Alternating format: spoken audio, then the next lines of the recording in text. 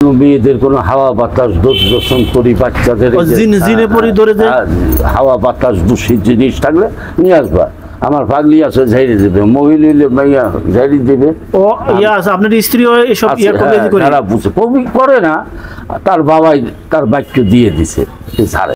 সে আবার বাইদার মাইয়া না, গৃহস্থর মাইয়া, বাড়ি হলো দিনাজপুর। মানে হাওয়া বাতাস লাগলে বাচ্চাদের দূষণ তরি ব্যথা বুতা হলে ও ঝাল ইনশাল্লাহ সরে যায়, পাঠিয়ে দিবে এরকম। আচ্ছা, আর কোনো দোষী রোগ ঠোক থাকলে পাঠিয়ে দিবে, গাছ দিব তুলে খাবে, ভালো হইলে টাকা দিবে।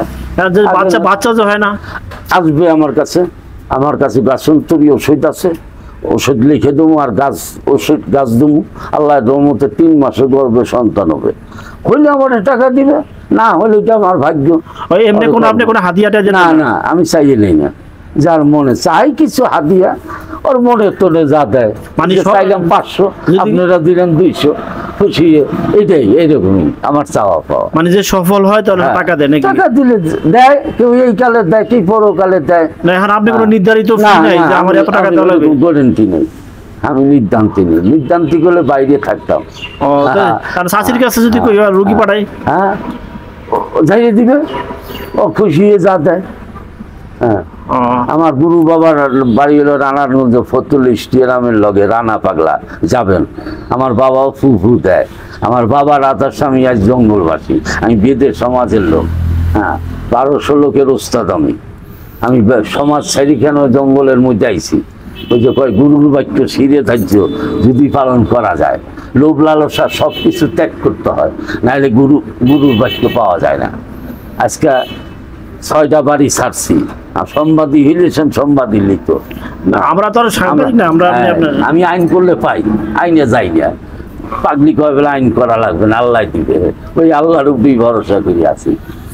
আচ্ছা দর্শক, আজকে তো যে বালতি পাগলার সাথে কথা বললাম, তার বিস্তারিত জানলাম কি কি চিকিৎসা করে, আমরা চিকিৎসা সম্পর্কে জানলাম।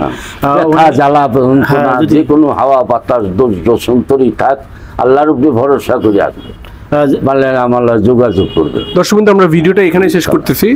বিশ্বাস এবং অবিশ্বাস একান্ত আপনার ব্যক্তিগত বিষয়, তবে বালতি পাগলার ভিডিওগুলো বরাবরই আপনারা খুবই পছন্দ করেন বলে এবং আপনাদের অনুরোধের ক্রমে আমরা আরেকবার বালতি পাগলার সাথে এখানে কথা বললাম। উনি গাছটা নিয়ে ওনার ব্যাপক অভিজ্ঞতা, যেটা উনি আজকে আবারও আমাদের সামনে বয়ান করলেন।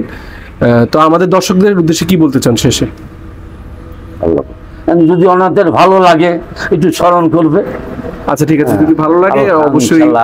আল্লাহ ইমান দেখ, দোয়া করি সবারই আল্লাহ ইমান দেখ, দান করার তৌফিক দেখ, বছর পোলাপান দেখ, আল্লাহ অর্থ সম্পদ দেখ, দোয়া করি আল্লাহ দেখ। না দিলে আমার দিবি কীর্তন বাবা, আল্লাহ তো করে দিবে, চেষ্টা করি একটু স্মরণ করি, মন চায় বাবার একটু স্মরণ করি।